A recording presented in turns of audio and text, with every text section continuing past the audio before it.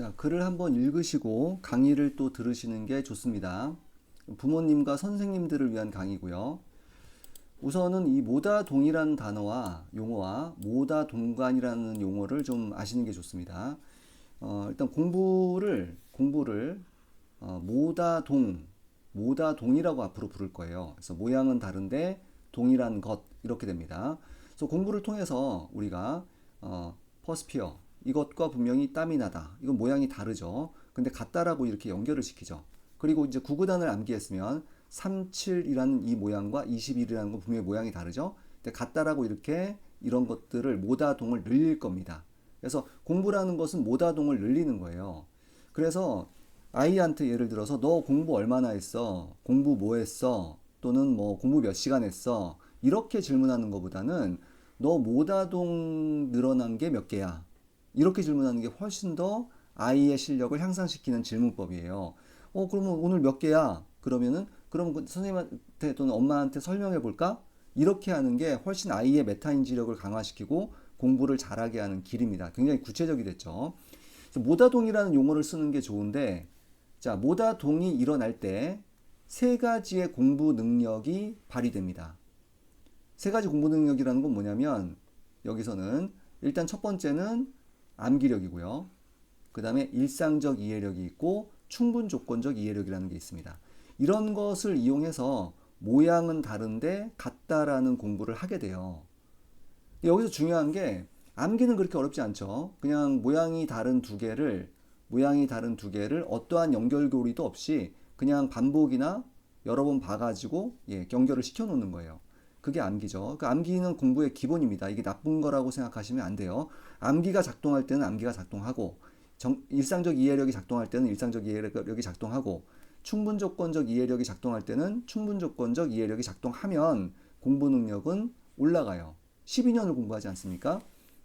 자, 근데 요 이해력 요 두 가지 있죠. 요 두 가지는 둘 다 이해라는 느낌은 들어요. 이해라는 느낌은 드는데 전혀 다른 겁니다. 그래서 요것을 구분하는 게 공부 능력을 올리는 아주 중요한 요소입니다. 그래서 이 충분 조건적 이해력과 일상적 이해력을 여러분한테 구분시켜 주기 위해서 제가 충분 조건적인 이해력, 이건 수학적 이해력이라고도 불러요. 요것을 용어를 바꾸겠습니다. 뭐라고 용어를 바꾸냐면 모다동관이라고 부를 거예요. 그래서 보세요. 예를 들어서 아이가 자, 퍼스피어 땀이 나다.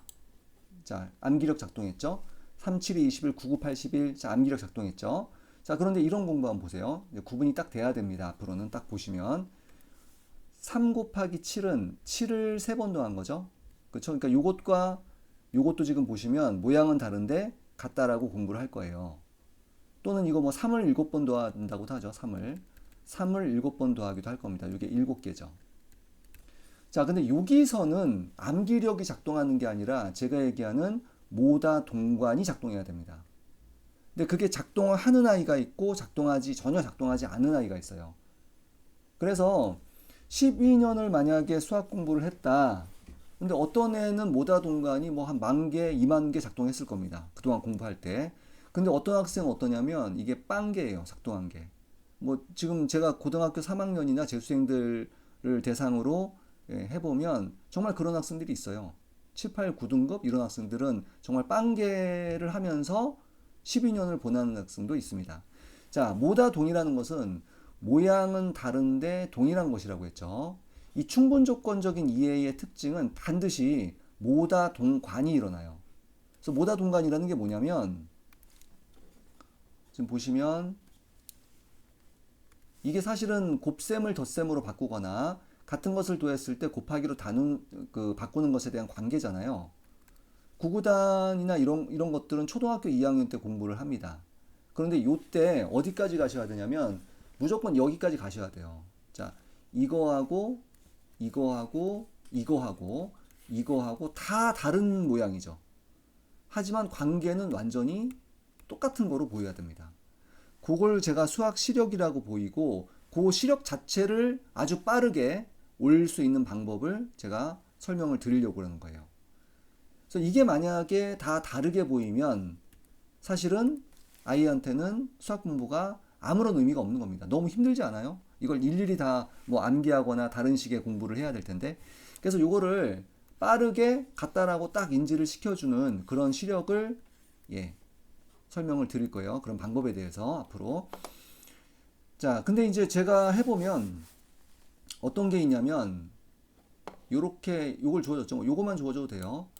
요걸 딱 주어지고 얘를 이거 빈칸을 채워라 라고 하면 빈칸을 채우는 초등생들이 있고 빈칸을 못 채우는 초등생이 있어요.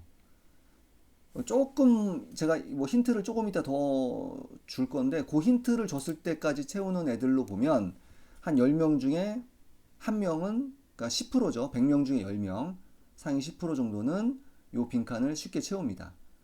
근데 8, 90%는 이 빈칸을 못 채워요. 그러면 요 빈칸 못 채우는 학생들을 어떻게 할 것이냐? 그냥 이거 답을 가르쳐 줄 것이냐? 그냥 답을 가르쳐 주면은 못하는 능력이 하나도 안 늡니다.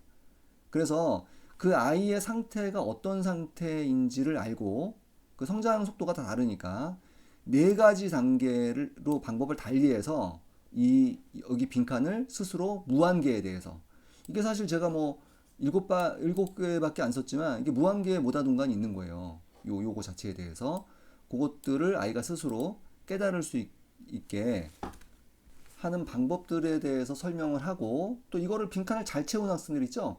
이 학생들은 어떻게 공부해야 좀 더 행복하고 더 빠르게 어떤 번아웃 없이 뭐 저 상위권 애들 번아웃 오거든요.